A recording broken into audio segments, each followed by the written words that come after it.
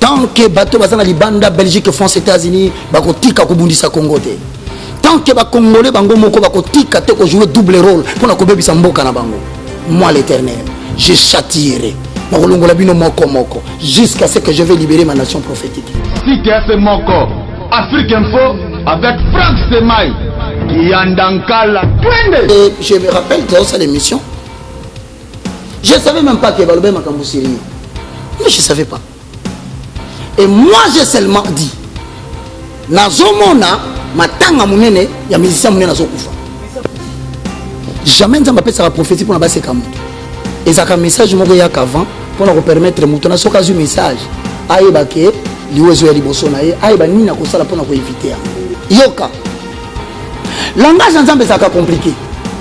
Bino bokomo na muto abotanga kombo bobiye. Et pourtant, en termes de symbolisme, pour le relaxateur, je suis tomber maloko la ye.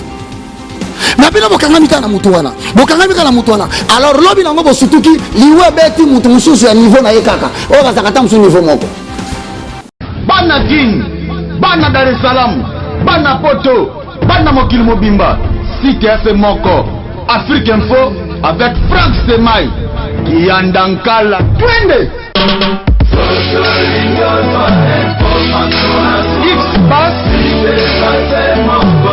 Marandura Franck Semaï.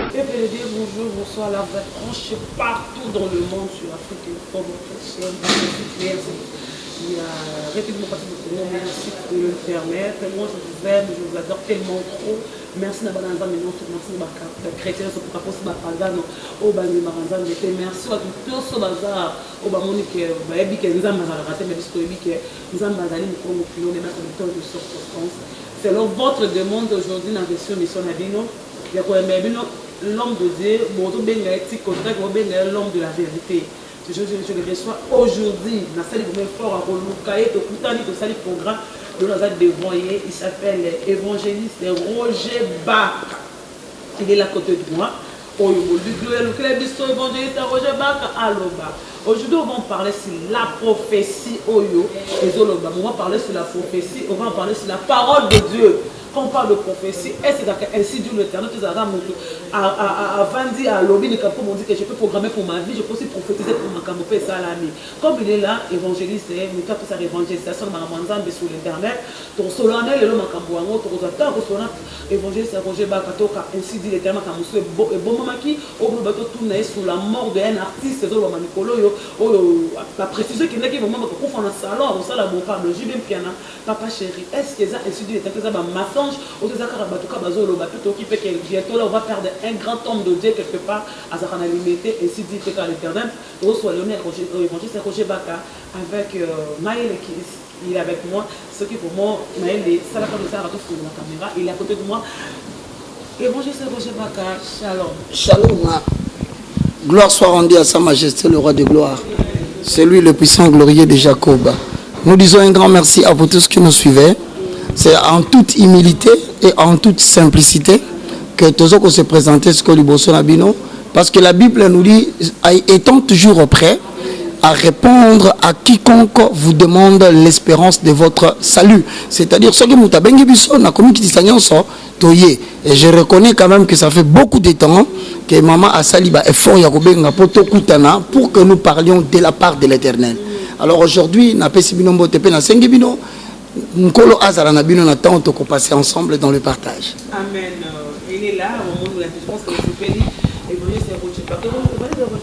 Moi, je connais, ça fait longtemps dans les bio, surtout les bio, dans ma cambouille, interprétation de la film Nigeria. Tout à fait. Vous avez pas pasteur. Sonic Afuta Rockman. Zéro. C'était le numéro de téléphone. Oui, à chaque fois qu'on était en train de traduire le film, parce que objectif dans la traduction des films, objectif dans la traduction des films, c'est que le pays Nigeria, ils ont très la société et kokani mingi na Congo. Ok, na Nigeria, on a balingi kisi, on na Congo kisi ya makasi. Ba réalité sociétale et familiale. Kuna ko bengana moi si le pamba famille hôtel makoboto le bloco. C'est rien. Au Congo ici, c'est la même chose. Alors, normalement, la réalité, c'est tellement kokana. Bon, moi, je ne voulais pas commencer à la télévision avec l'évangile direct. Alors, on a utilisé Sikoyo, support cinématographique. L'objectif est de battre les tam-tams évangéliques. C'est-à-dire, nous avons interprété le film, mais nous avons fait biblique. La Bible dit ceci, et à la fin, l'objectif c'est quoi? Nous avons sélectionné le film démonstration, il y a victoire sur le monde du diable. Donc, souci quelle que soit la hauteur de combat que tu peux avoir, Jésus-Christ a les derniers mots. Et voilà pourquoi film Kindaki, c'est comme ça qu'en interprétant, tout ça s'appelle numéro de téléphone au cas 09 98 82 0 0 0 avant le 4 bien aimé dans le Seigneur. Donc c'était de l'animation, de la prédication, de la chanson, de l'adoration. Donc de sanguis ça gagnant pour que n'amou pagan, n'a chrétien à se retrouver et à trouver dans cette distraction là une éducation saine. Nous rendons gloire à Dieu. Est-ce qu'on a atteint l'objectif? Dieu seul sait. Est-ce qu'on ne l'a pas atteint? Dieu seul sait. Nous continuons la mission. Amen. Vous avez béni, il y avait vous, il y avait José de Jésus, il y avait Mimi Mapata, il y avait encore le comme apôtre qui est encore Tony Best. Tony Best. Et là, c'est comme si, bon, tout va bien. Aujourd'hui, vous êtes seul, mais tout le papier qui est un moment. Déplacement bien dans le monde, comment tu vas chez les autres, tu as quitté chez le pasteur Sony, que Mercure, on veut savoir est-ce que vous priez là-bas ou vous avez quand au salle pour la côté à la télévision. Je vais dire quelque chose. Au moins, nous le biloko moko important. Tu veux pas le baka? Ah, mais frère Roger, a sali qui nous m'a moli motro. Non, c'est pas ça. Je suis diplômé en réalisation, magazine, JT et production et émission élaborée. Donc, Naza d'abord Moutou a eu ma média. Et donc, quand déplacer la chaîne, n'a que ça dans l'église ou en athée. Non. J'ai été simplement animateur, ensuite directeur de production. Alors, évangéliste, c'est qui a évangéliste, c'est Nazala qui m'a dit oh, nous avons interprété le film. So, landing à Kaka, so, il m'a dit ah oui, parce qu'on ne dit pas évangéliste par les noms. On dit évangéliste par l'œuvre. Voilà pourquoi la parole de l'Éternel est dans ta bouche. L'évangéliste, c'est quelqu'un qui a la parole de l'évangile dans sa bouche. 2 minutes, 3 minutes, sur la tournée moutuna. La conformité de la Bible, il faut bien ça. Ainsi dit l'Éternel. Alors, ce n'était pas que tout le monde va dire non. Et puis, Dieu ne travaille pas avec les titres, ma soeur. Ma soeur a un titre. Babengo évangéliste, babengo apôtre, babengo bishop, babengo archibishop. Dieu ne travaille pas avec ça. Dieu travaille avec des gens qui sont disponibles dans ma Makami Balé. La vie de prière et la vie de la sanctification. C'est-à-dire, à ta si comme il apôtre traité. Mais ce qui est dans la purification de la chair. Autrement dit, 1 Corinthiens chapitre 3, le verset 16, je paraphrase. Ne savez-vous pas que vos corps sont le temple du Saint-Esprit et que l'Esprit de l'Éternel habite en vous? Si quelqu'un détruit le temple du Saint-Esprit, l'Éternel, notre Dieu, le détruira. Condition à l'Ibosso, c'est la pureté. Et ça s'appelle Hébreux chapitre 12, le verset 14. Je vais paraphraser. Recherchez la paix et la sanctification sans laquelle nul ne verra le Seigneur. Alors, Moussa, il a besoin de ce temple dans la vie de prière en accord avec 1 Corinthiens chapitre 14, le verset 2 à 3. Je paraphrase. En effet, celui qui parle en langue, il ne parle pas aux hommes. Personne ne l'entend. Personne ne le comprend. Il parle à Dieu. C'est en esprit qu'il dit des mystères. Celui qui prophétise, il édifie l'église, les exhorte et les console. Mais celui qui parle en langue, il s'édifie lui-même. Verbe édifier est tiré du mot grec, séparé en deux. Oiko dumeo. Ce qui veut dire construire une habitation de Dieu. Il y a un moment, Ephésiens chapitre 2, le verset 20 au verset 21. Alors, vous avez été édifiés sur le fondement des apôtres. Mais Jésus-Christ étant la pierre angulaire. En Jésus-Christ, tout édifice est bien coordonné. S'élève pour devenir un temple saint dans la maison de l'Éternel. Hosanna. Mais en lui aussi, vous êtes construits pour devenir une habitation de Dieu en esprit. Donc, c'est la parole de l'Éternel.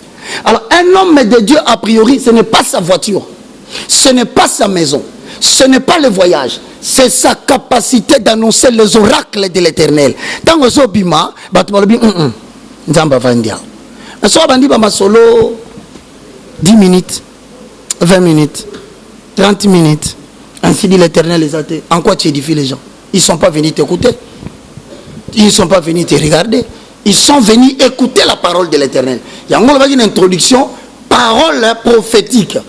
C'est quoi la prophétie? Pour permettre autre côté. En fait, la prophétie, c'est d'abord la révélation écrite. La révélation, c'est l'acte par lequel Dieu est descendu pour se faire connaître dans les créatures qui sont douées de raisonnement. Il y a un moment où il y a synoptique, Marc, Jean, Luc. Donc la prophétie, premièrement, c'est la parole de Dieu. Deuxième dimension, il y a mon prophétie, c'est l'inspiration de Dieu. C'est-à-dire, c'est un message caché que Dieu dévoile Nabatou. Ça peut aller au-delà des Écritures. Je dis bien, ça peut aller au-delà des Écritures. Mais la prophétie est toujours en conformité avec les écrits de la parole. Alors, puisque c'est Dieu qui parle, puisque c'est Dieu qui inspire, la personne qui reçoit le message de Dieu, on l'appelle un prophète. Voilà, on l'appelle prophète. Parce qu'il est le porte-parole de Dieu. Amen. Voilà. Hosanna. Évangéliste Roger Baka. Maman. Aujourd'hui, tu es seul, je peux dire. Et ma papa m'a soutenu. Mais ce que tu fais aujourd'hui avant ta papa, c'est ça. Vous avez côté sur ma film, mais osons les calélos chez le pasteur. Évangéliste Roger Baka. Ils ont insulté l'Éternel. Avant, tu n'étais pas préparé. Aujourd'hui, tu es préparé par rapport à Roseau les calélos, par rapport à Roseau les calélos dans le monde. Par rapport à Évangéliste Roger Baka. C'est une très belle question. Nous sommes ouvriers entre le bain de maître. Nous sommes des simples travailleurs entre le bain de maître. La Bible dit celui qui se conserve pur sera une vase d'une grande utilité entre les mains de son maître. Et lorsque vous avez cassé Kinshasa, loin de moi de dire que je suis meilleur, loin de moi de dire que je suis meilleur que les autres qui sont à la maison, mais je pense qu'on ne doit pas bafouer la grâce du salut. Qu'on ne te trompe pas. L'amitié de l'Éternel est pour ceux qui les craignent. Ce qui fait que le lot, au moment où tu as commis une déviation grave, au moins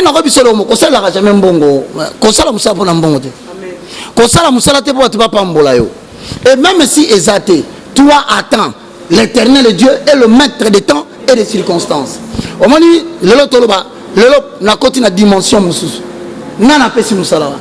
c'est l'Éternel. C'est-à-dire qu'il est celui qui donne des talents et des dons. Alors, on a regardé talent et don bien. Dieu est juste et fidèle pour la repère sur don, nous continuer. Il y a un moment où le lot, nous sommes les awabi. Je voudrais, peut-être au monde va mais frère Roger Moussala, non, l'Éternel Dieu est un Dieu qui se révèle. Et sa révélation, elle est progressive dans le sens de la mission. Tu es resté fidèle et patient. Maintenant, le travail que je fais, c'est dans Actes des Apôtres, chapitre 26, le verset 16. Je vais paraphraser. Voici, je te fais sortir du milieu de ce peuple vers qui je t'envoie, afin que tu leur ouvres les yeux, que tu leur fasses sortir des ténèbres à la lumière, de la puissance de Satan à la puissance de Dieu, afin qu'ils reçoivent le pardon de péché et la bénédiction que l'Éternel a promis à tous les sanctifiés. Donc si vous mission de Singezanin, au moment où mon Seigneur Papa Claude, Alobi Osée chapitre 4 le verset 6. Mon peuple périt faute de connaissance. Église, Tolibo Talanzambe, ils ont confaté parce qu'il va passer le bazate. Ma pasteur basé belé.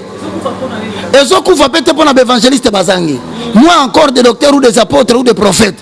Mais ma kamwanzambe batubazo kufa pour nini? Parce que bazo transmettre au peuple la connaissance de Dieu était.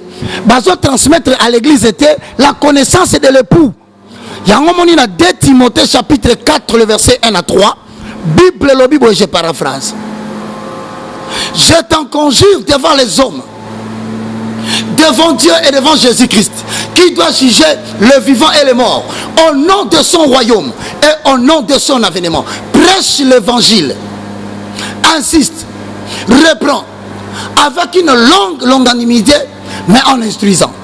Car il viendra des temps où les gens ne s'attacheront plus à la saine doctrine. Ils auront la démangeaison d'écouter les choses qui leur plaisent. Au moins, c'est ce que l'évangile est comme à Kinshasa. Batu bakomi kolinga bateya bango makambo bango balingi. Tuna bango so makambo balingi ezanini. Colossiens chapitre 3, le verset 1. Si donc vous êtes ressuscités en Christ, affectionnez-vous aux choses d'en haut et non aux choses d'en bas. Affectionnez-vous aux choses du royaume et non aux choses de la terre. Ce qui a solo bino bokufa, bo se kwa na Yesu. Bo yene église bo sambela. Bo mi créer bino moko na apôtre. Bo mi créer bino moko docteur na bino bolingaka. Bo sepelaka na matéa na ye, mais yoka contenir matéa na ye. Jean. Vous savez, c'est triste, hein? Madame Tozomona Namboko yo. Yangwana il faut Nzambe assister une nouvelle génération. Permettre ngana tanga yango. La co-agente na kemba la moko na biso ngana lobaka minga c'est ce qui est écrit. Paul Toboya ka mutulobe ya kotelema loba non. Tala Roger Baka lobaki boy. Non, Roger Baka ne dit rien. Roger Baka est un simple instrument entre les mains du Père. Et il ne dit que c'est que l'Éternel Dieu dit. Matthieu chapitre 6. Le verset 30 au verset 34. Oracle de l'Éternel. Si Dieu révèle l'herbe de champs qui existe aujourd'hui, qui demain sera jeté au four, ne vous vêtira-t-il pas à plus forte raison, gens de peu de foi? Ne vous inquiétez donc au point et ne dites pas que mangerons-nous. Et là quoi liboso nzamba boyi pasteur otelemi liboso bato Matthieu ya bakolia nini. Matthieu ça ne fait pas partie de l'évangile, il y a foufou. Le ventre a été fait pour la nourriture. La nourriture a été pour le ventre. Tous ne n'hériteront pas le royaume de Dieu. Donc ce moni docteur mon évangile a yeko a telemi liboso na yo. Depuis abandaki masolo ya mituka. Masolo ya foufou. Masolo ya prospérité. Masolo ya kobonga. Ya royaume ya mabele asia bimisa kyo bandakala na makamantamba. À par conséquent, à ça qu'on entretenir ignorance na yo pour maintenir yo bien à la prison spirituelle. Yango moni biso tozoloba Dieu suscite une nouvelle génération. Mais nous avons les paroles parce que vous avez une question retourner sur la prophétie. Vraiment comment parler maintenant par rapport de la prophétie. Prophétie prophétie en gros si Dieu l'éternel nous a et si on parle de la prophétie, c'est moi qu'on a avec l'évangéliste Roger Baka. Lui c'est un évangéliste, mais comment il peut oser de prophétiser des histoires au Côte d'Osalé? Vous savez qu'il y a un évangéliste, c'est l'évangélisation. Il y a la différence entre un prophète et un pasteur ou bien un apôtre. Mais aujourd'hui, Toyeba, prophétie, il va dans la 40e place dans le monde, la puissance de la chrétienne. Bon, mais comme moi, rapidement, on a cette idée, hein, aperçu général, et qu'on édifie peu bateau. Royaume de Dieu est organisé. C'est-à-dire qu'en accord avec Ephésiens chapitre 4, le verset 11 au verset 12, tel que complété par Romains chapitre 12, le verset 6 au verset 8, n'a pas dit qu'on expliquait. Le Rolandang a bien. Christ est un royaume dans ma bille, a qu'à installer le royaume et un zambi dans ma bille. Bon, moi-même, ma royaume, on a quitté pour parce qu'il nous prêté, parce que Batoueba nous zambi, tant qu'on bâti accueilli, à la kaki batuke na kozonga. Mais si comme moi, si on y a tikaki, il fallait pas prendre soin na yé. Banani va prendre soin de l'église. Ephésiens chapitre 4, verset 11 à 12. Aux uns, il a fait comme pasteur. Aux autres comme évangéliste. Aux autres comme docteur. Aux autres comme prophète. Aux autres comme, je ne sais pas, 5 ministères. Maintenant, il a expliqué, il a kaboué. Dans 5 ministères, wana, moutaleki muninga, asate. Tobandi, évangéliste, pasteur, docteur, apôtre, prophète. 5 ministères majeurs. Prochainement, dans 5 ministères minoritairement connus. Donc, c'est-à-dire, il y a 10. Mais il y a 5 minoritaires. Pourquoi? Parce que pratique dans le Congo, par exemple, Koutana Moutoumoko, il y a dans le ministère des miracles, il y a guérison. Donc, sur la télémique, mais parole c'est l'Éternel qui suscite ça. Il y a 5. Tu as un ministère évangéliste. L'évangéliste, c'est quelqu'un qui annonce et qui proclame l'évangile afin de peupler les camps du diable, hein, pour peupler les camps de Dieu. C'est-à-dire, Moussala n'est pas pesa liloba pour na kobongo lisaba pagano motema ba ye pa inanzambe, mais en le convainquant par les Écritures. Parce que on bisa tuma solo na ote. Ozote bango ba bongo la mitema ba ye pa inanzambe, mais ozola kisabango en le convainquant par l'esprit ba le monde de ténèbres ba ya. Et ça le la évangéliste, ça le la pécheur à bois qui filet. Philosophe quoi ina mai et soit toute espèce de poisson. Et qu'on soit tilapia. Et qu'on soit Mbolo. Donc évangéliste, c'est quelqu'un qui affronte le monde extérieur. L'évangéliste, c'est pas quelqu'un qui m'a rabattu ma soum. Non. Si tu donc on a un ministère évangélique qui est un ministère. Parce que il y a place dans la carte église des athées. Place dans la prêcher l'évangile na bateau et binzambete. Yango komona et cause de scandale. Évangéliste a moni mutu na botalier. Apparence na batu no se ba critiquer. Mais Nzamba ici va parler avec cette personne. Yango moni na manageant. Tozoyat. Jean chapitre 4 le verset 21 au verset 24. Jésus a vendu à un moment donné puisqu'il devait sauver les âmes. Abisi 9 apôtres, Bokende, 9 Atelemi Bakei. Quelques minutes après, cercle intime qui composé na Jean, Jacques, na André. Alors, il a dit Bolongwa. Mais Seigneur, osons repousser Bissonne sur Bonanine. Abino, je vais rester seul. Tangu Balongwa, il y a Telemi. Abandi Kokende, fatigué par le voyage, na Jean chapitre 4, à Kokovanda, na ville ya Samarie, et Sikabou, Gad Mokotala, qui ville Moko Manango, Sichar. Mais la Sichar wana aye na pourquoi pendant qu'avandi moi na moi si mokope avanda ki na yekuna aye place jaki bakutani na priya Jacob yoka li cela moi na moi si wana a divorcé 5 fois. La mekina ko pesa exemple lelo ovandi na batu ovandi ko bisa bango hein di yo longwa di yo pe longwa di yo pe longwa batu nyonso balongwa ba ko kuta yo pasteur, évangéliste, yom to le placer qui batou nandumba. Idée à batezani. Donc azali ko déplacer biso. Partir au salama kambwana. C'est pour te dire que la mission évangélique est ça pour na mutunyo sauter. Mission évangélique est ça pour na bato ba supporter ka injure. Et ça pour na bato ba supporter ka mépris. Et ça pour na bato ba fingi yo mais okainga munoko. L'objectif c'est l'Éternel qui juge les cœurs et qui sonde. Maintenant évangéliste est en asu ba mbisi pour lobby. Nous sommes un pasteur des années. Bateau va bon limiter ma. Baye va continuer à quatre églises. Assis ici. À continuer Moussala naye. Mais pasteur Sikoyo, va bengel le berger. C'est-à-dire celui qui garde le poisson qu'on vient de retirer dans la mer qui signifie le monde. Alors bateau va bon limiter ma. Moutou na moutou, azana likabo naye. Ce qui détermine maintenant son espèce. Pasteur Moussala Neza, Yoyaki, Olangi, Totali Boye, Tobondela. Tobondeli, Zambalobi, Bopé, ça y est, talent mécanique. Parce qu'ils ont deux types de talent. Deux types d'appels. Na bengi ate. Na bengi azala na talent mécanique. Talent mécanique, c'est un don que Dieu a donné à tout le monde, mais te permettant de te rendre utile. Et ça, dans Exode chapitre 35, le verset 30 et verset 35, n'a pas expliqué. Batunanda Koba Rotanga. Batumsu Bazana appel ministériel, délégué apostolique ou ministre Ava. Ministre Ava, ce sont des personnes qui ont les 6 critères. Pas contre la Moussalandam. Moussalandam, pas contre la Loyengete.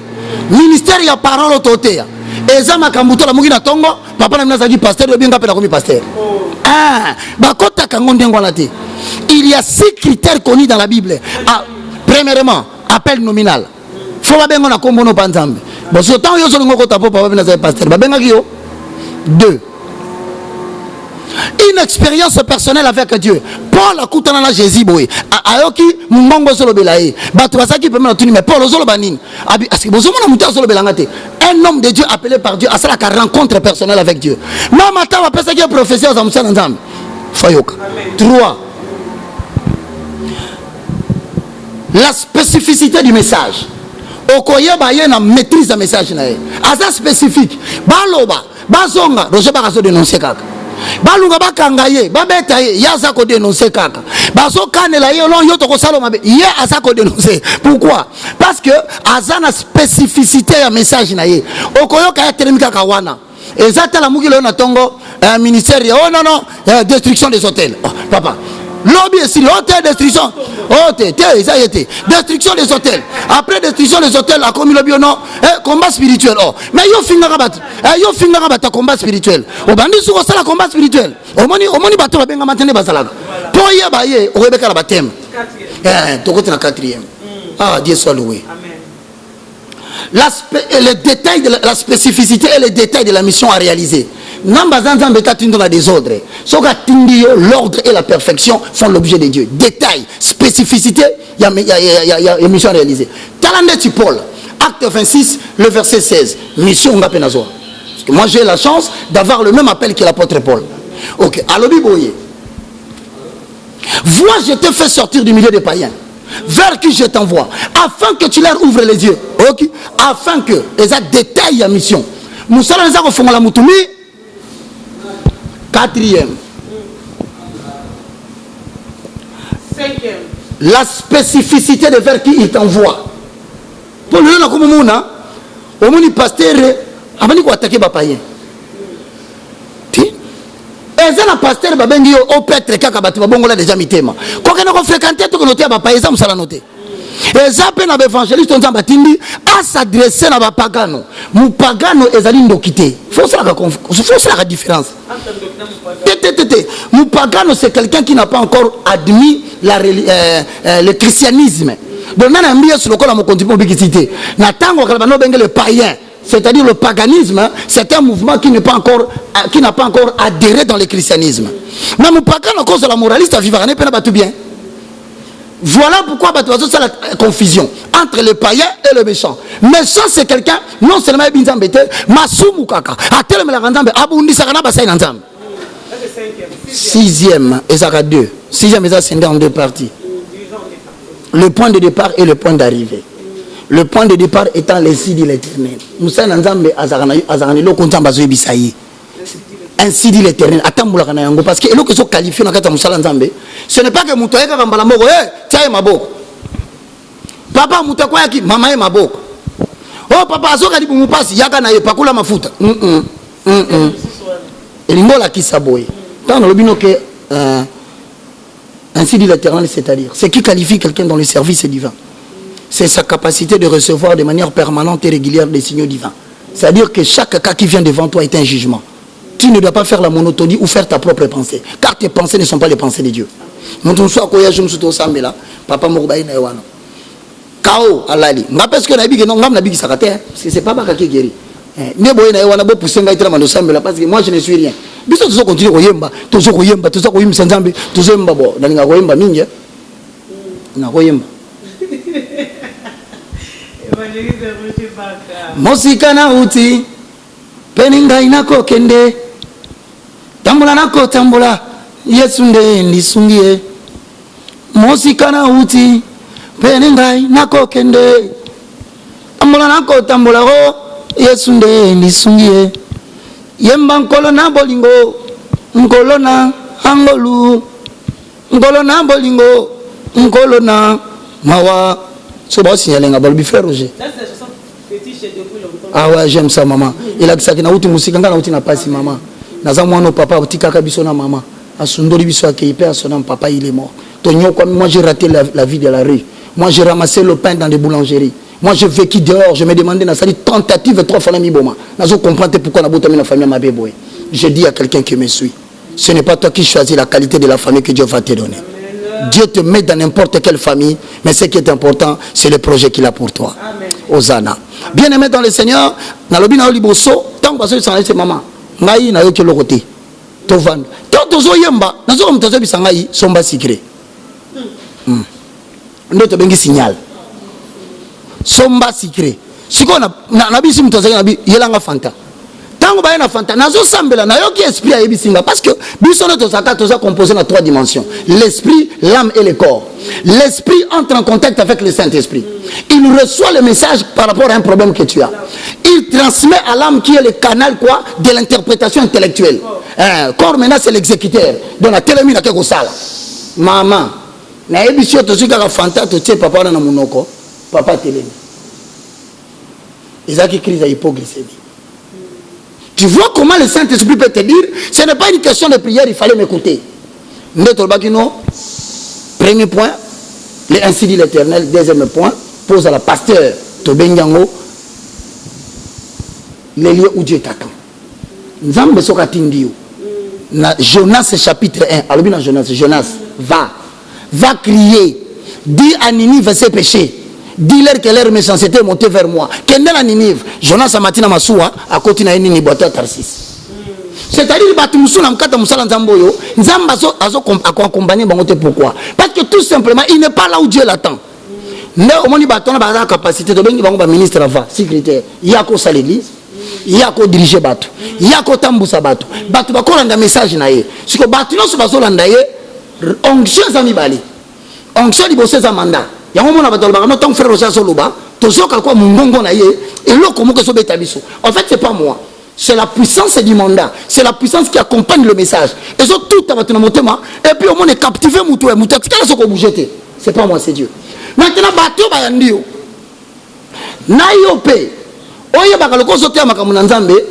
Yate, babé, telo, maboko. Mama, moussalo, nazo, sala, matin, midi, soir, balou, kanga, yakotumba. Yakokani, nga, papa, bomanga. Basolo, kaba, empoisonné. Basolo, katango, solo, ba, erreur, eza, wapito. Et puis, ils ont dépendre dans la mission, maman. Oye, nga, une mission, eza, le kola, ya Jérémie. On va permettre d'attendre.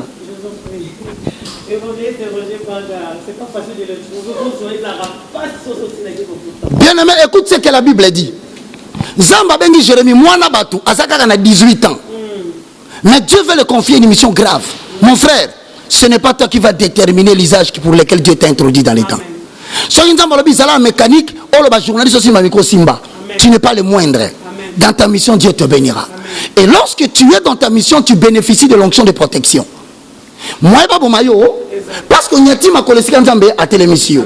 Yoka Jérémie chapitre 1, le verset 15 au verset 19, je lis au nom de Jésus. Car voici, je vais appeler tout le peuple des royaumes et des septentrions, dit l'Éternel. Ils viendront et placeront chacun leur siège à l'entrée des portes de Jérusalem. Contre ces murailles, tout autour et contre toutes les villes de Juda. Je prononcerai mes jugements contre eux. Nakobenga batuba ebele na Congo. Nakosoba voisin. Nakosoba tapoto. Nako attirer attention na bango sur yo. Amen. N'importe chose comprendre. Et ça yo mutoluki batute. Nzamba kamati na ba pasteur. Yoka. Je prononcerai des jugements contre eux. Nakobimisa ba jugement contre bango. Neko bana munoko nani? Ya yo Jérémie prophète. Ongambo. Yoka. Contre ces murailles, contre les villes de Juda, je prononcerai des jugements à cause de toute leur méchanceté, parce qu'ils m'ont abandonné et ont offert à l'ennemi, ils ont offert de l'encens à d'autres dieux, et parce qu'ils se sont prosternés devant l'ouvrage de leurs mains. Et toi, Jérémie, Saint-Terrain, lève-toi et dis-leur tout ce que je t'ordonnerai. Ne tremble pas devant leur présence, de peur que moi, l'Éternel, je ne te fasse trembler devant eux. Voici, je t'établis en séjour sur tous les pays, comme une ville forte, 1, comme une colonne de feu, 2, comme un mur d'Aéran, 3, contre tous les tribus de Juda, contre les chefs, contre les sacrificateurs, contre le peuple du pays. Ils te feront la guerre, mais ils ne te vaincront pas, car je serai avec toi pour te délivrer. Voilà le problème. Yaba Kazanango, Yango. Nzamba bengi ba pasteur ba kotaki na magie, botele mana boka ba kazoloba. Amen. Abengi ba chef religieux ba pasteur aminene, o soko tangi kombo église kombo ne yokami. Alobi yokabaka.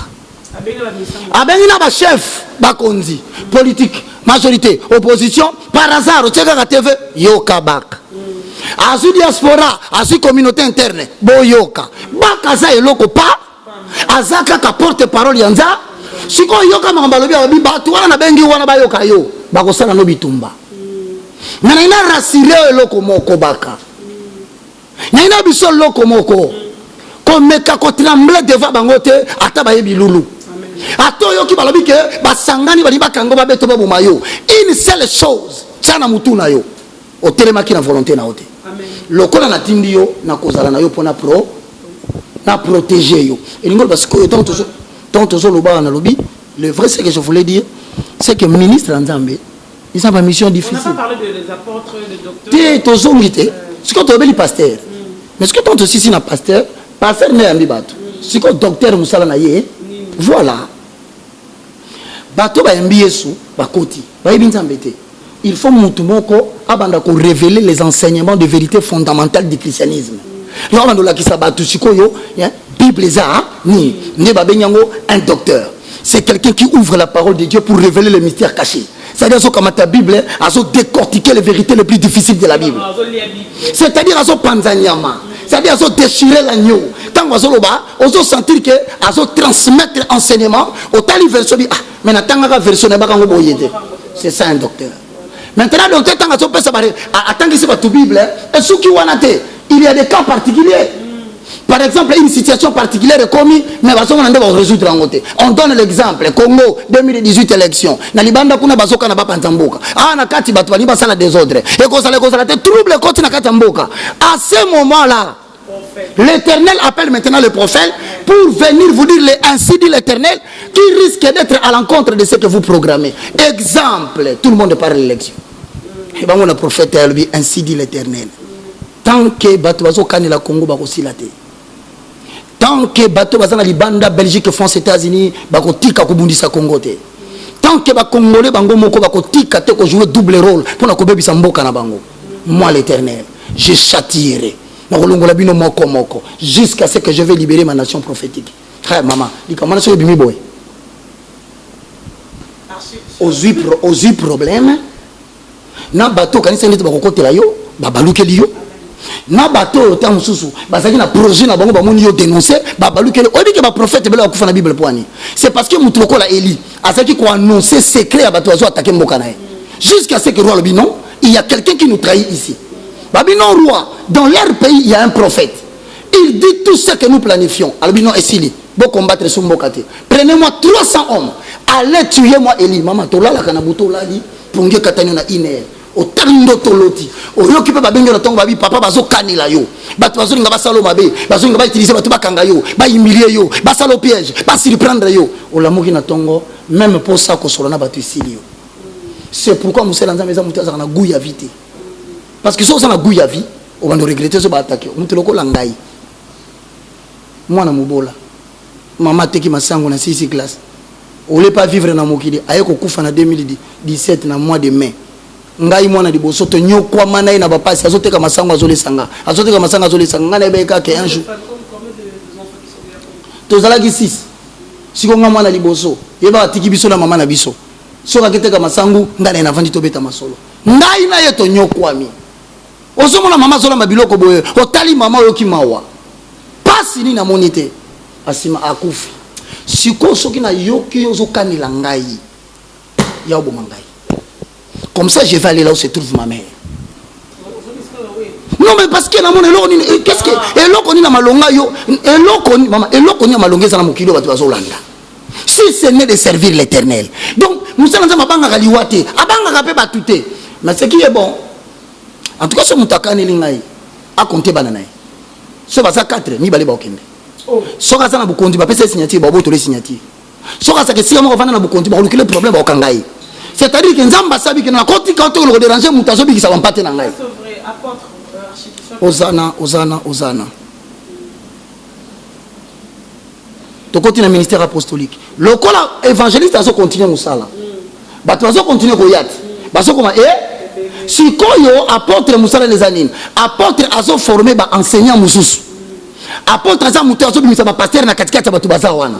apôtre aza mutu moko azo ko établir ba sentinelle la kata ba bazawana mais en même temps aza ko permettre atonga ba église mususu pona batu oyo ba koni ebele ba ko vanda et si revendre zangati. C'est ça l'apôtre. C'est l'évêque, c'est le surveillant des pasteurs qui l'établit. C'est en même temps la personne qui bâtit des églises de lieu en lieu pour susciter besika de rotika la bâtir ressemble. À la fin, j'espère que si ba archive so pona ba titre ba ventilier. Et ça va ventilier parce que ba kana za que c'est bon tout maintenant pour zango. Avant que tu aies c'est la prophétie si on a nenga suka awa. Je t'en prie. Tu parles de prophétie, mais tu n'oses pas parler si il est en train de condamner Sony Rockman, mais toi tu parles de autre pasteur, et vous avez la charité, on commence par soi-même. Pourquoi pas au père de Massa Sinayo, Sony mais je ne comprends pas. Notre démarche n'est pas subjectiviste. Mon tour est ici dans la tanga combo ya pasteur moko. Tu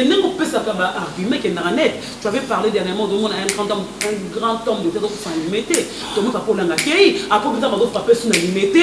Après, vous avez servante mort amené. Le bac de 2 mains. N'a jamais maman l'a reconnu. Autre, le bac n'a parlement. Tout le monde a parlement de coup. Tout le monde est babaké. Les autres mamans ont coquille sa main. Dernièrement, précisé. Ils ont créé mon qui je prends qui va porter même plainte. Ils ont créé mon camobi qui est un grand musicien à Yébani. Nous avons précisé salon na crise cardiaque na salon na ya machine baby c'est JB piano. Nous remercions d'abord l'Éternel. La précision mon ina loba. Et ça le moko na remarqué na Kinshasa wa yanto telemela culte de personnalité. Ngai nazali simple instrument. Nzamba ko loba pe na monoko na yo.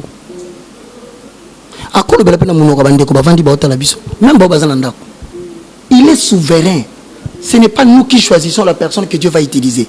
C'est lui qui choisit la personne qu'il va utiliser comme un simple porte-parole. Mais le problème c'est que au lieu de un message prophétique, on va sauter l'individu. C'est comme ça qu'on dit comment on a adoré le pasteur. Quand ça mutu pamba. Nzamba so selanga lelo. Nenga sela ki pe ba mamolangi. Nenga sela ki pe ba papolangi. Nenga sela ki pe ba pasteur Sony. Ninga sala qui peut passer Albert Kankenza. Ninga sala qui va passer Coutinho. Ninga sala qui bango. Si. Mais comment toi, je te dis maintenant, message prophétique c'est pour la restauration. Et puis lorsque nous l'avons dit, même moi le prophète, je ne sais pas de qui il s'agissait. Mais ce que je sais, il y a un lobby à passer des détails. Ainsi dit l'Éternel vient indépendamment de la connaissance du prophète. Il y a un qui a passé un camp des années, il y a un camp à regretter. Il y a un comportement à battre. Alors les gens se sont permis à insulter Maman Langui. Les gens se sont permis à la télévision à insulter Papa Langui. Les gens se sont permis à faire des bêtises même en internet. Puisque la cause c'est parce que maman n'a pas fait. Internet. Alors les gens ont commencé à dire n'importe quoi. Non. Mais la prophétie elle est de Dieu. Elle n'a pas choisi l'individu.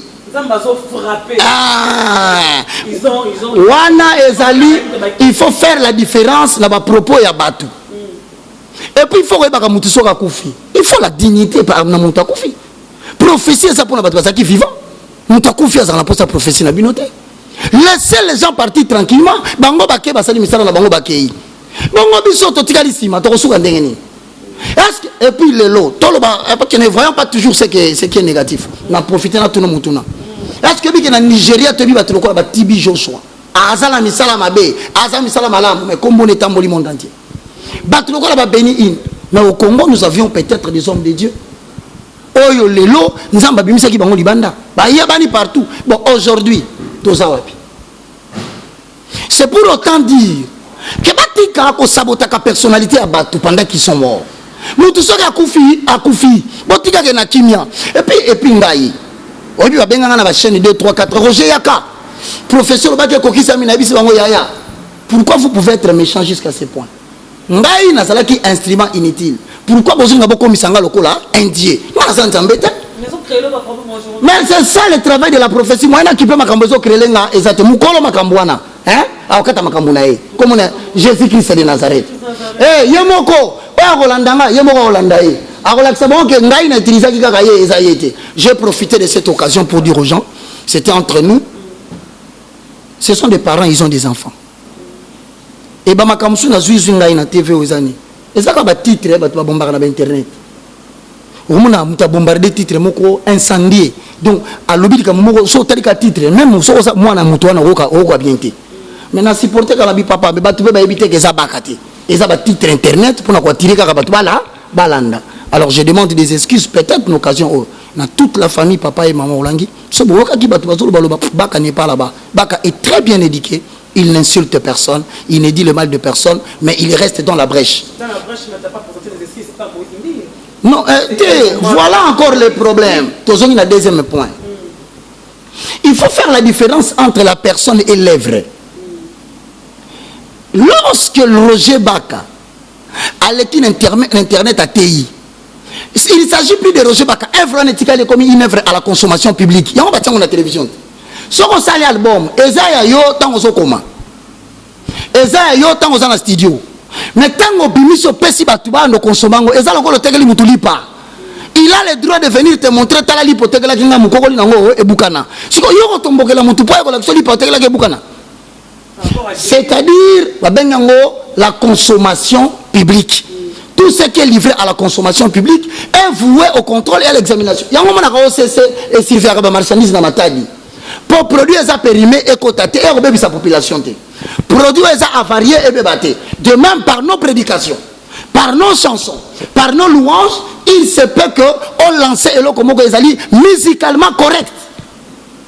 Mais spirituellement impropre à la consommation de la foi. On ne dit pas que tu ini mutu. Tu ini mutu te, tu le bika ke loko yo. Pourquoi? À cause de ça, à cause de ça, à cause. Et que le kaba problème. Moutouma ko lingate, ya zulinga sala likamuna ye, pour les cas. Yo, au sali rôle ya sentinelle, au signaler pour fongoli batumiso. On se pelaté. Et puis ba konfinga yo. Ya ba lu kaba bomayo. Ya ba lu kaba salo mabe. Mais zambo ya tinda yo. Il suffit aux allo sala tango na sentiment. Biso to ina mutute. Et puis je vais informer les gens. Est-ce que les musiciens chrétiens à Bissognos? Je suis meilleur ami de tout le monde. Peut-être que je suis le seul pasteur, journaliste, qui a beaucoup servi à côté des musiciens.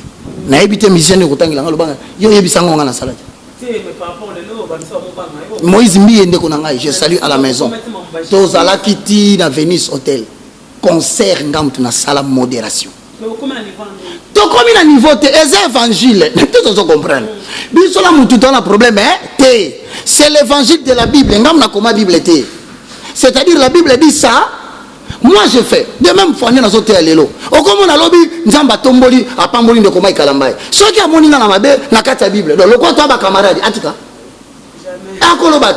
Donc ça n'a rien à voir. Na tangeli yo bande ko nso to yebani bien to sur la très bien. Mais au nom pour la vérité na koloba pourquoi? Ngai nzamba bikisanga na hernie bilatérale. Hernie mibale. Nzamba bikisanga na appendicite aiguë. Abikisanga na maladie ya hépatite virale du type C. Maladie de bikisaka te za roi virus à sida. Tant abikisinga lobi na tindi yo kende koloba. Pe otangi jerenga biko trembler te. Siko suka na sala nini? Na bo so nzamba alobi na ba kaloba. Donc ngasiko na boya koloba. Mais pour jibe bien non, moi même quand je me rappelle de cette émission, je savais même pas que Balobe makambo sérieux. Mais je savais pas. Et moi j'ai seulement dit nazomona matanga munene ya musicien munene azokufa. Sikoyo mutazaki na ngalobi derrière kutu toyoka kipe mutu moko alekaki na TV alobaki yango. Mbala mo na ebisi non.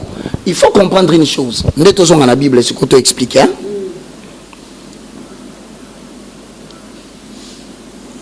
Nous sommes dans le livre de Ézéchiel chapitre 33. Et puis Congo ezaka mboka la biso to sala fort tamba sunga. Congo on va kanela ka mutu ezalo ko ba se planer sengo na pasi ya bato. Jamais nzamba pesa la prophétie pour na ba chola mutu. Jamais nzamba pesa la prophétie pour na ba se ka mutu. Ezaka message moko ya qu'avant pour na permettre mutu na soka zu message. Ayeba ke liwezo ya liboso na ye ayeba nini na kosala pour na ko éviter yango. Mais généralement, même la télévision de Tolobaka, même quand tu portes la parole prophétique, tu évites aussi de combat bateau. Parce que justice, niveau justice, c'est infraction. Il y a un peu de Tolobaka, kutu na mboka musuba ko sepela ke bazu mutu moko on nzamba pesi bango ya pesi likabo ya komona makambo ezoya. Tu sais comment est-ce qu'on a exploité les prophètes en Israël? Et pesi Israël ba victoire rebelle. C'est-à-dire avant mutamoni mabebo. Et puis je vais préciser hein. Zonandaku Ézéchiel chapitre 33 le verset 1 au verset 8. Yoka. Langage nzambe ça compliqué. Bino bokomo na muto abotanga kombo bobiye. Et pourtant en termes de symbolisme pour la Satan musu mutu moka tomba malokola ye. Na bino bokangamika na mutu wana. Bokangamika na mutu wana. Alors lobi nango bosutuki liwe beti mutu mususu ya niveau na ye kaka. O bazakata musu niveau moko. En sorte que le message ne touche pas le frère. Le message est un message qui touche tout le monde. En sorte que Moutounion soit un magasin d'unité à Tembouama à réfléchir à le babanzela dans la zone tambolandenge nini. Yangowana prophétie ya kaka kapona ko bisa mo pagano. Oui mo pagano, c'est une zamata prophétie. C'est pour convaincre les païens. C'est le kambolobi salami. Païen kondi mamba ko boya makamnyonso. Mais so ko lobi kambo salami ndaba ndo banganzamba.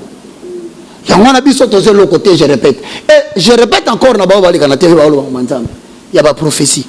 Bien, mais comment peux-tu prophétiser sur quelqu'un en même temps qu'on dénigrer finalement? Bon, moi je ne sais pas si c'est lui ou pas. Parce qu'il a appelé les sources au le combo, dans les commentaires,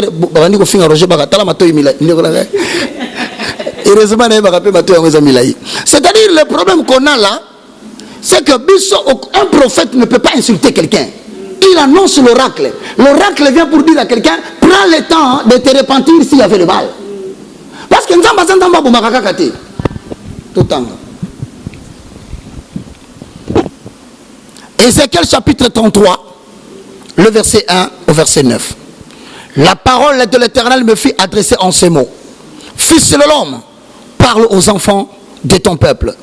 Et dis-leur, lorsque je fais venir le paix sur un pays, et que le peuple du pays prend dans son sein un homme et l'établit comme sentinelle, si cet homme voit venir le paix sur le pays, sonne de la trompette et avertit le peuple, et si celui qui entend le son de la trompette ne se laisse pas avertir, et que le peuple vienne à les surprendre, son sang sera sur sa tête. Il a entendu le son de la trompette et il ne s'est pas laissé avertir. Son sang sera sur lui. S'il se laisse avertir, il sauvera son âme. Si la sentinelle voit venir le paix et ne sonne pas de la trompette, si le peuple n'est pas averti et que le peuple vienne enlever à quelqu'un la vie, celui-ci périra à cause de son iniquité. Mais je redemanderai son sang sur la sentinelle. Et toi, fils de l'homme, je t'ai établi comme sentinelle sur la maison d'Israël. Tu dois écouter la parole qui sort de ma bouche et les avertir de ma part. Quand je dis aux méchants, méchant, tu mourras. Si tu ne parles pas pour détourner le méchant de sa voix, et si le méchant meurt, son sang te sera demandé. Répété au nom de toutes les personnes, prophétie, au nom de tous ceux qui ont parlé mal contre la famille, de respecter papa et maman. Roger Baka passe à la télévision et vous dit aujourd'hui, daignez pardonner. S'il vous plaît, tous avez respect à Batouakoufi. N'ayez pas l'habitude de parler mal. Il y a Moutoumora Siakoufi. Total Abobazana Katina Mokili, Bazotambola Ndenge, Nini, Tozo Kende, Wapi.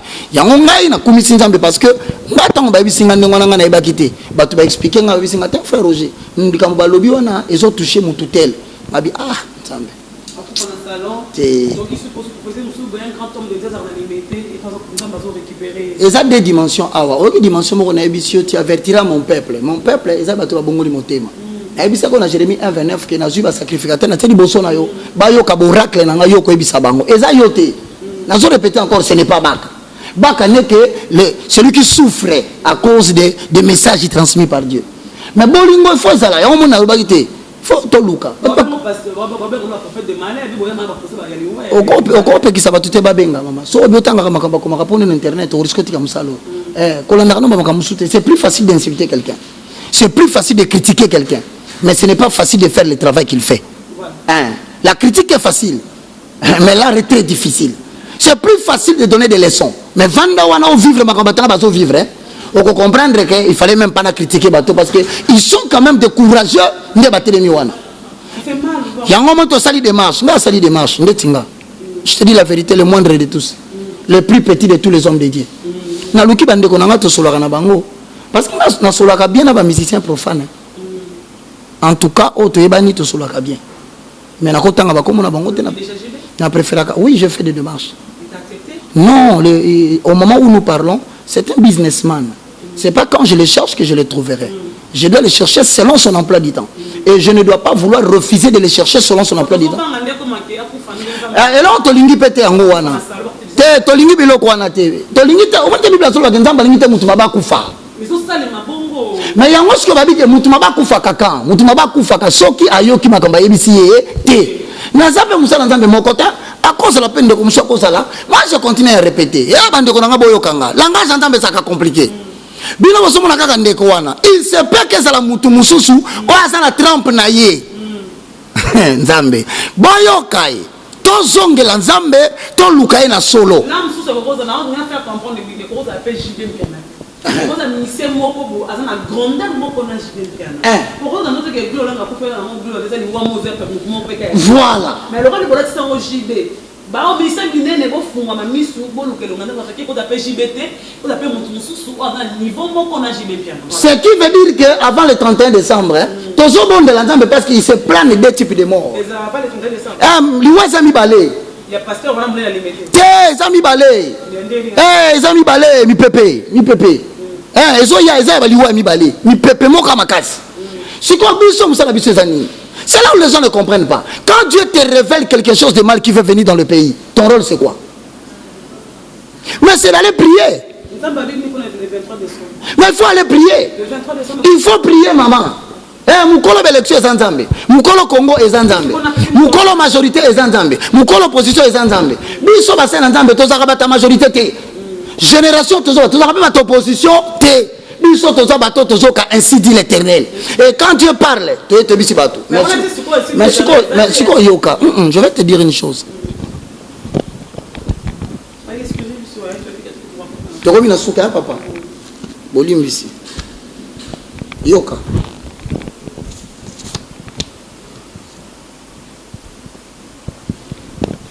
De Samuel chapitre 12 le verset 1.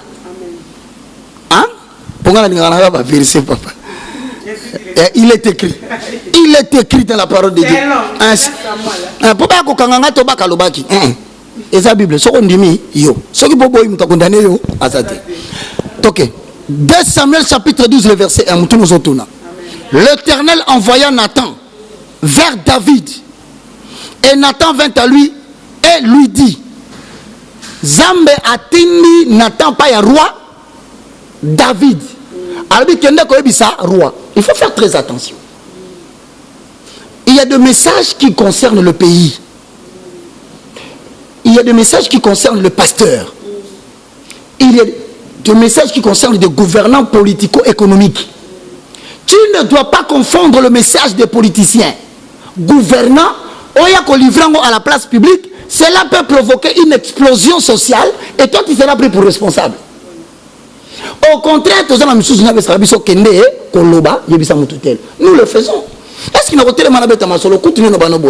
des musiciens profanes? Nous répétons, basé belé, parce que les gens ont été bossés dans le canal sur l'année. Bamususu kutu toza tokota na bona ba retraite na ba prière. Ya minene na mboko. Te libanga libate bango ba separa na bango na mateya onza ba pesanga. Ba separa na bango na dénonçakane lo ba saine doctrine. Mais ezape na ba tunsusu abenge na pembene papa nanga. Na oka na TV boye boye. Est-ce que quoi expliquer na télé comment les akindeni? To bondeli. Mais ce que nous voulons dire, c'est une nouvelle génération. Batu batika ko focaliser mémoire na bango sur Roger Baka. Roger Baka n'est qu'un simple individu. Poussière j'ai été créé, poussière je retournerai. Mais confiez-vous à l'Éternel à perpétuité, car c'est lui le rocher de gloire.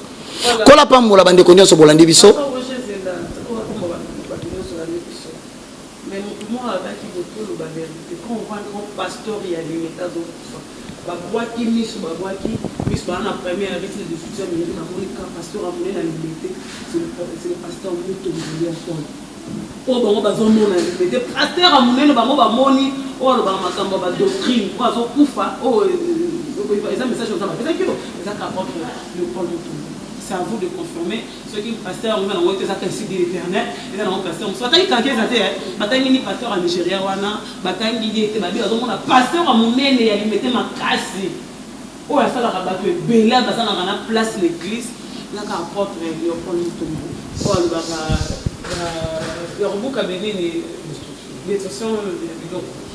ok, d'abord je commence à dire c'est parce qu'il y a des gens qui ont été avant nous. Cela ne veut pas dire que Moussa Nzambe Soukaki, Moussa Nzambe continue. Le Kolangaï Penaï Nasima, Nasima Nangapi Batubako, Osana. Beaucoup de respect à l'apôtre Léopold Mutombo. Beaucoup de respect à l'évêque Albert Kankenza. Beaucoup de respect au pasteur Sonika Fouta Rockman. Beaucoup de respect à tous les pasteurs qui habitent l'Humété. Mais ce qui est vrai, ce qui nous a comprendre clairement, c'est que c'est ce parce que la Bible lobby un proverbe, la gloire de Dieu c'est de cacher sa face. Mais la gloire des princes c'est de les sonder. Nous avons comprendre. C'est que ça est-ce que tu sais qu'il y a des fois dans le belanga makambo, ngamoko na fandi 2 jours 3 jours pour comprendre kambalobité. Ce qui veut dire la tikali nzambe, azanzambe yo faut lukaye, on sondeye. Mais ce qui baton na ba lo bandengwana. Ah, moi je pense que ça n'engage que hein. Ngana yebité, c'est que je Maman na lobi no nzamba lobi boye c'est là. Yo so tuni motu na ngana songi na Bible. Bazu la ngambangu Jérémie 34. Na Jérémie 34 nzamba apesa ka message na ba pasteur nyonso a Congo. Alobaki boye yo kama amorba na bongo. Eza na Bible, eza ngaite. Osana. Jérémie chapitre 34. Mirana. Omoni ndenge nzamba alobisaka biso na kena na Jérémie. Azongi singa wapi? Habitika Jérémie kene na Ézéchiel, je suis plus précis là-bas. Azongi. Ézéchiel chapitre 34, le verset 8 au verset 19. Autant on a je suis vivant. Ézéchiel 34, 8. Je suis vivant. Dit le Seigneur, l'Éternel, parce que mes brebis sont au pillage et qu'elles sont devenues la proie de toutes les bêtes des champs.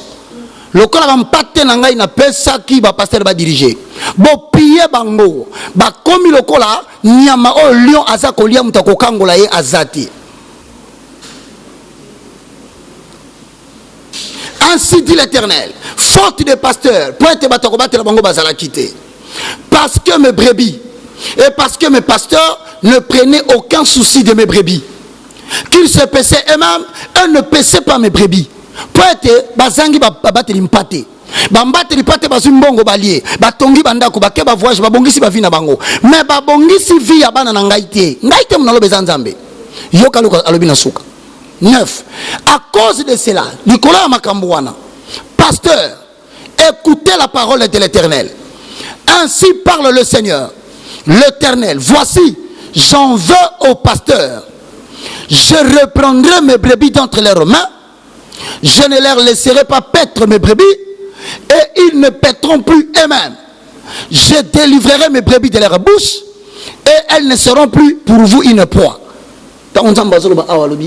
Le kola bampate nangai na Congo. Na pesa kibino. Bino bo sepeli bole sama bomu na bino. Bo bonga boko mana mbongo. Bo zumbongo bo tieli bo so bo tenga nzambe na sima.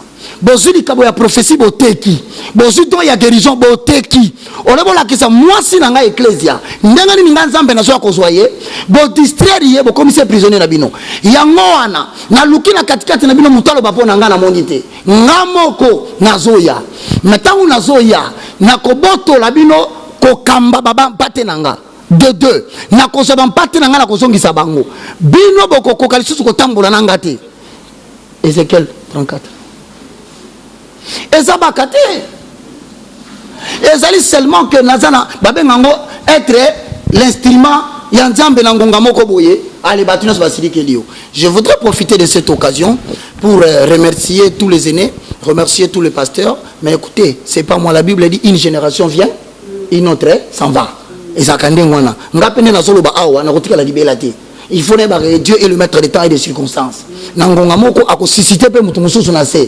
tout ce que je dois faire comme un effort, 3 choses à ne pas faire avec Dieu. N'entre pas dans l'idolâtrie. Garde ton corps comme le temple du Saint-Esprit. Ne livre pas ton corps à l'impudicité. Ne sois pas ami de l'argent parce que Dieu te bénira au moment convenable. Il n'y a pas de problème. Nous pouvons.